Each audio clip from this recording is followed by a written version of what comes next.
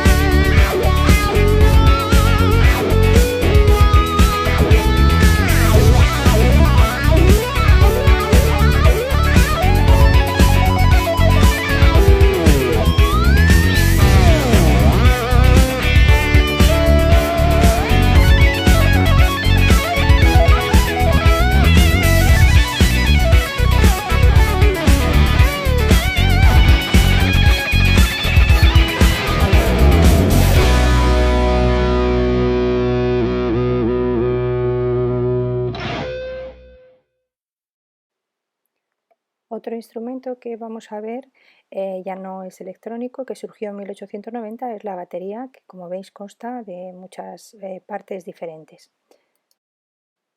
Y pasamos al último apartado del tema, que son los instrumentos étnicos. Bien, los instrumentos étnicos son aquellos instrumentos populares de algunas regiones o de algunos países. Se dividen, como veis en este cuadro, en 4 tipos, que son los de membrana, que se llaman membranófonos, los instrumentos que suenan al ser golpeados, chocados, agitados, que se llaman idiófonos, los de cuerda, que se llamarán cordófonos, y los de viento, que se llamarán aerófonos. Bien, yo os he puesto aquí un cuadro con algunos, pero existen muchísimos instrumentos étnicos. Después en la tarea os voy a poner un trabajo consistente en que tenéis que hacer en un documento de Google este cuadro en el cual ponéis todos los instrumentos, las fotografías, unas imágenes, y tenéis que hacer al menos 3 hipervínculos a un vídeo de cada uno de los apartados, es decir, como mínimo 3 de membranófonos, como mínimo 3 de idiófonos, como mínimo 3 de cuerda y como mínimo 3 de aire, de viento, ¿vale? 3 hipervínculos, las imágenes tienen que estar todas, ¿vale? Y si alguno quiere completar el cuadro entero y si alguno quiere introducir algún otro instrumento étnico, bueno, pues mejor nota tendría en el trabajo, ¿vale? Así que esta es la tarea de esta semana. Bien, empezamos viendo los de membrana. Aparece la tabla, que es un instrumento parecido a los bongoes, es de la India, ¿vale? Lo que pasa es que este instrumento tiene a su vez cada uno de ellos 3 membranas, ¿vale? Como veis en el centro hay una parte oscura porque es una membrana de cuero diferente, ¿vale? Entonces, eso quiere decir que cada uno de los objetos produce 3 sonidos, así que en total podemos estar hablando de 6 sonidos diferentes. La darbuka y el djembe son 2 instrumentos parecidos, se llaman instrumentos de copa por la forma que tienen. Vale, lo que pasa es que la darbuka tiene la base de metal y el djembe es de madera, ¿vale? Uno es de Oriente, Marruecos, bien, y el djembe es africano. Las congas también venían en los instrumentos de la orquesta, pero bueno, no se utilizan mucho, es un instrumento étnico, ¿vale? Que las veis ahí que están puestas sobre un soporte. El pandero cuadrado es un instrumento típico de España, de algunas zonas de España. Yo he puesto aquí en general en España, pero es verdad que no se usa en toda España. Se usa en la zona norte, por ejemplo en Galicia, Asturias, Cantabria, en Castilla y León, ¿vale? Pero es un instrumento, la verdad, que muy curioso.